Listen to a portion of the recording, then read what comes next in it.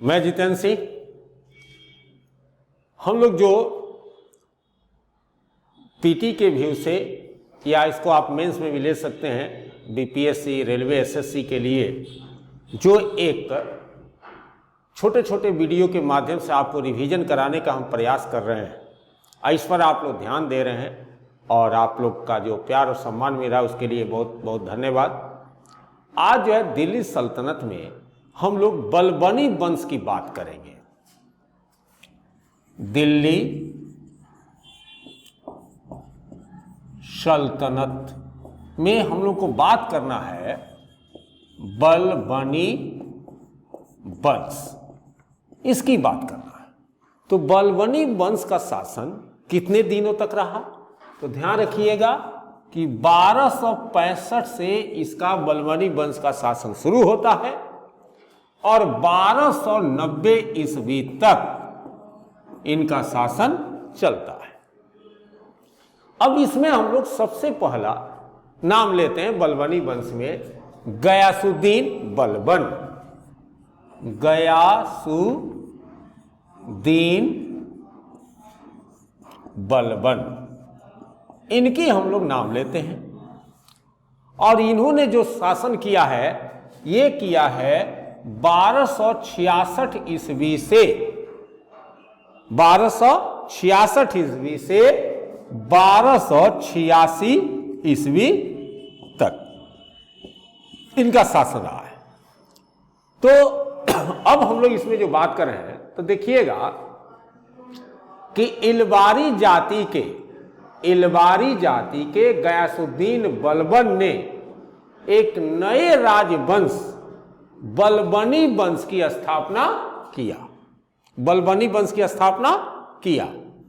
बलबन को ख्वाजा जमालुद्दीन बसरी, बलबन को ख्वाजा जमालुद्दीन बसरी नाम का एक व्यक्ति खरीदकर 1232-33 में क्या किया? दिल्ली में लाया। इसी बीच में इल्तुतमिश जो है ग्वालियर के विजय करने के उपरांत वो जब लौट रहा था तो वो जो है बहाउद्दीन बलबन को खरीद लिया, दिल्ली से खरीद लिया। बलबन अपनी योग्यता के कारण खास करके इल्तुतमिश के समय में, खास करके रजिया के समय में यह जो है उच्च पद प्राप्त किया। यानी कि बलबन अपनी योग्यता के कारण ही इल्तुतमिश के समय में, खास करके रजिया के समय में अमीर शिकार, बहराम शाह के समय में अमीर आखुर और मसूद शाह के समय में अमीर हाजिब। यानी कि ध्यान रखिएगा कि ये बलबन जो महाशय थे ये जो है इल्तुतमिश के समय में, खास करके रजिया के समय में अमीर शिकार, अमीर शिकार किसके समय में? रजिया के समय में, और बहराम के समय में अमीर आखुर, अमीर आखुर किसके समय में? बहराम के समय में, बहराम के समय में। एवं नासरुद्दीन के समय में, सुल्तान नासरुद्दीन के समय में अमीर हाजिब, नाइब। यानी कि आप देखेंगे कि जैसे कि रजिया के समय में अमीर शिकार, बहराम के समय में अमीर आखुर और मसूद शाह के समय में ये जो था अमीर हाजिब, अमीर हाजिब। ये जो है आप देखिएगा अमीर हाजिब जो है, यह जो है मसूद शाह के समय में, मसूद शाह के समय में बना। एवं सुल्तान नासरुद्दीन के समय में अमीर हाजिब नाइब के रूप में राज्य की संपूर्ण शक्ति का क्या हो गया? केंद्र हो गया यह बलबन। और नासरुद्दीन की मृत्यु के उपरांत 1266 ईस्वी में अमीर सरदारों के सहयोग से गयासुद्दीन बलबन के नाम से दिल्ली के राज सिंहासन पर यह व्यक्ति बैठा। इस प्रकार यह इलबारी जाति का द्वितीय शासक बना। अब क्या हुआ कि बलबन जो था यह चालाक किस्म का आदमी था, क्योंकि इसको पता था कि हो सकता है कि विद्रोह हो। तो याद कीजिए कि इल्तुतमिश के समय तुर्क सरदारों का एक गुट बना था, जिसको जो है हम लोग तुर्के चहलगानी या चालीसा कहे थे। तो ये जो बलबन जब बना शासक, तो इसने इल्तुतमिश के द्वारा स्थापित 40 तुर्की सरदारों के दल जो चालीसा था उसको क्या किया, समाप्त कर दिया। तुर्क अमीरों को शक्तिशाली होने से रोका तथा अपने शासन काल में हुए एकमात्र तुर्क विद्रोह बंगाल का विद्रोह, जहां का शासक तुगरिल खां जो अपने आप को स्वतंत्र घोषित कर दिया था, उसका जमकर दमन कर दिया। बंगाल की तत्कालीन जो उस समय की राजधानी थी वह लखनऊती थी, और लखनऊती को उस समय विद्रोह का नगर कहा जाता था। तुगरिल बेग को पकड़ने एवं उसकी हत्या करने का श्रेय मलिक मुक्कद्दीर को मिला। चूंकि इसके पहले तुगरिल को पकड़ने में काफी कठिनाई का सामना करना पड़ा था, इसलिए मुक्कद्दीर की सफलता से प्रसन्न होकर बलबन ने उसे तुगरिल कूस यानी कि तुगरिल की हत्या करने वाला तुगरिल कूस की उपाधि प्रदान की। इसके अतिरिक्त बलबन ने मेवातियों एवं कटेहर में हुए विद्रोह का भी दमन किया तथा दोआब एवं पंजाब क्षेत्र में शांति की स्थापना की। अब देखिए कि पश्चिमोत्तर जो सीमा प्रांत था, तो पश्चिमोत्तर सीमा प्रांत पर मंगोल आक्रमण के भय को खत्म करने के लिए बलबन ने एक योजना बनाया, और इस योजना को जो लागू किया, इसमें आप देखेंगे कि एक इसने सैन्य विभाग, जिसको दीवाने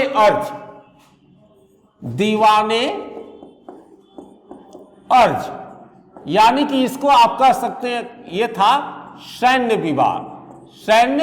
विभाग। ये जो सैन्य विभाग जो था, इसको इसने क्या किया, दीवाने अर्ज को पुनर्गठित किया। इमादुल मुल्क को दीवान अर्ज के पद पर बैठाया तथा सीमांत क्षेत्र में जो किला था उन किलों का पुनर्निर्माण करवाया। साथ ही इसने किया क्या बलबन कि अयोग्य एवं जो बूढ़े सैनिक थे उनको पेंशन देकर मुक्त करने की योजना चलाई तथा बलबन ने अपने सैनिकों को वेतन का भुगतान नगद वेतन में किया। इसने तुर्क प्रभाव को कम करने के लिए फारसी परंपरा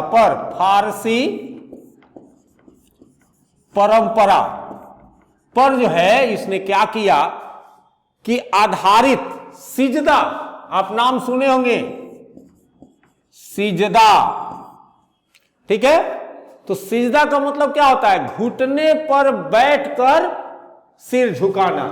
इस सिजदा का मतलब होता है घुटने पर बैठकर सिर झुकाना एवं पावोश इसका मतलब होता है कि सम्राट के सामने झुककर उसके पांव को चूमना। पावोश का मतलब होता है कि सम्राट के सामने झुककर उसके पांव को चूमना। यानी कि बलबन जो है सिजदा और पावोश प्रथा को प्रचलन में अनिवार्य कर दिया। बलबन ने गुप्तचर विभाग की स्थापना की। राज्य के अंतर्गत होने वाले षड्यंत्रों एवं विद्रोहों के विषय में पूर्व जानकारी के लिए गुप्तचर विभाग को मजबूत किया और इसने फारसी रीति रिवाज पर आधारित नौरोज उत्सव का शुरुआत भी किया। अपने विरोधियों के प्रति बलबन ने कठोर लौह एवं रक्त, देखिएगा ये सब परीक्षा में पूछता है कि बलबन ने लौह एवं रक्त की नीति का पालन किया। इस नीति के अंतर्गत विद्रोही व्यक्तियों की हत्या करके उसके स्त्री एवं बच्चों को दास बना लिया जाता था। अब एक देखिएगा कि बलबन का एक सिद्धांत है, कहा जाता है बलबन का राजत्व सिद्धांत। बलबन का राजत्व सिद्धांत, ये जो इसकी बात की जाती है। बलबन दिल्ली सल्तनत का ऐसा पहला सुल्तान था जिसने अपने राजत्व सिद्धांत के विस्तार पूर्वक व्याख्या की।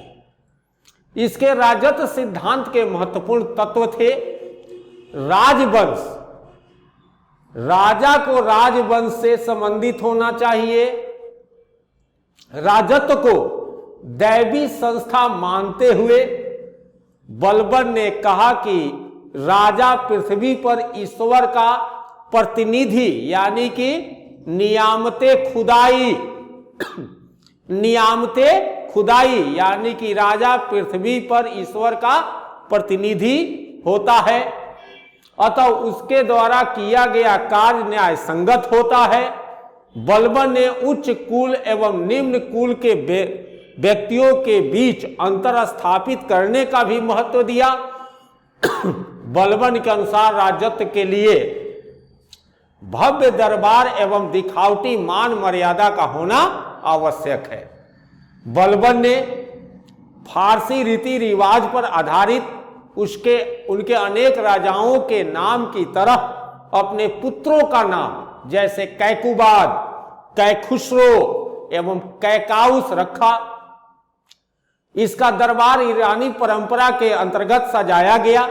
बलबन ने ईश्वर, शासक तथा जनता के बीच त्रिपक्षीय जो है आप देखेंगे कि संबंधों को राजत्व का आधार बनाना चाहा। इसलिए बलबन ने राजा द्वारा निष्पक्ष एवं कठोर न्याय किए जाने को महत्व दिया और साथ ही कुरान के नियमों को शासन का आधार बनाया। बलबन ने खलीफा के महत्व को स्वीकार करते हुए अपने द्वारा जारी किए गए सिक्कों पर खलीफा के नाम को अंकित कराया तथा उनके नाम के खुतबे भी पढ़े। अब जो है बलबन का थोड़ा सा ये देखिएगा, बलबन के एक पुत्र था मुहम्मद। ये जो है एक अभियान में मारा गया था, तो अपने प्रिय पुत्र मुहम्मद की मृत्यु के सदमे को बलबन बर्दाश्त नहीं कर सका और 80 वर्ष की आयु में 1286 ईस्वी में बलबन क्या हुआ, मृत्यु उसे हो गई। मृत्यु के पहले बलबन ने अपने पौत्र कैखुसरो को अपना उत्तराधिकारी बनाया। बलबन शरीयत का कट्टर समर्थक था और वह दिन में 5 बार नमाज पढ़ता था। सुल्तान बनने के बाद बलबन शराब तथा भोग विलास को पूर्ण रूप से क्या किया, त्याग दिया। बलबन उलेमाओं का जो है बलबन बहुत सम्मान करता था। इसने अपने राज दरबार में अनेक कलाकारों एवं इतिहासकारों को संरक्षण प्रदान किया। इसके राजाश्रय में फारसी के प्रसिद्ध कवि अमीर खुसरो एवं अमीर हसन रहते थे। इसके अतिरिक्त ज्योतिष एवं चिकित्सक मौलाना हमीदुद्दीन मुतरिज, प्रसिद्ध मौलाना बदरुद्दीन एवं मौलाना हिशानुद्दीन इसके दरबार में रहते थे। तो बलबन के यानी कि मृत्यु के बाद बलबन जो है क्या किया कि बलबन अपने मृत्यु से पूर्व कैखुसरो को अपना उत्तराधिकारी नियुक्त किया। तो आप देखिएगा कि कैकुबाद और कैखुसरो, इन लोग का जो नाम हम लोग ले रहे हैं, तो इनके भी शासन को थोड़ा हम लोग को देख लेना चाहिए। तो कैखुसरो को अपना उत्तराधिकारी नियुक्त किया, पर दिल्ली का जो कोतवाल था फखरुद्दीन मोहम्मद ने बलबन के मृत्यु के बाद कूटनीति के द्वारा कैखुसरो को मुल्तान की सूबेदारी देकर कैकुबाद यानी कि कैकुबाद को 17 या 18 वर्ष की अवस्था में क्या किया, दिल्ली की गद्दी पर बैठाया। फखरुद्दीन का एक दामाद था जिसका नाम था निजामुद्दीन। निजामुद्दीन ने अपने कुचक्र के द्वारा सुल्तान कैकुबाद जो थे इनको भोग विलास में क्या किया, लिप्त कर दिया और स्वयं सुल्तान के जितने भी अधिकार थे संपूर्ण अधिकार को नाइब बनकर प्राप्त कर लिया। निजामुद्दीन के प्रभाव से मुक्त होने के लिए कैकुबाद ने क्या किया, उसे जहर देकर मरवा दिया। कैकुबाद ने गैर तुर्क सरदार जलालुद्दीन फिरोज खिलजी को अपना सेनापति बनाया, जिसका तुर्क सरदारों पर बहुत बुरा प्रभाव पड़ा। तुर्क सरदार बदला लेने की बात सोच ही रहे थे कि कैकुबाद को क्या हुआ, लकवा मार गया। प्रशासन के कार्यों में उसे कैकुबाद को क्योंकि लकवा मार दिया था, अक्षम देखकर तुर्क सरदारों ने उसके 3 वर्षीय पुत्र शमसुद्दीन को सुल्तान घोषित कर दिया। कालांतर में आप देखेंगे कि जलालुद्दीन फिरोज खिलजी ने उचित अवसर पाकर शमसुद्दीन कयुमर्स का वध कर दिल्ली के तख्त पर स्वयं अधिकार करके खिलजी वंश की स्थापना की। इस तरह बलबन वंश की शुरुआत और इसका अंत हुआ। अब हम लोग अगला चैप्टर में, अगले वीडियो में खिलजी वंश की बात करेंगे। जय हिंद, जय भारत।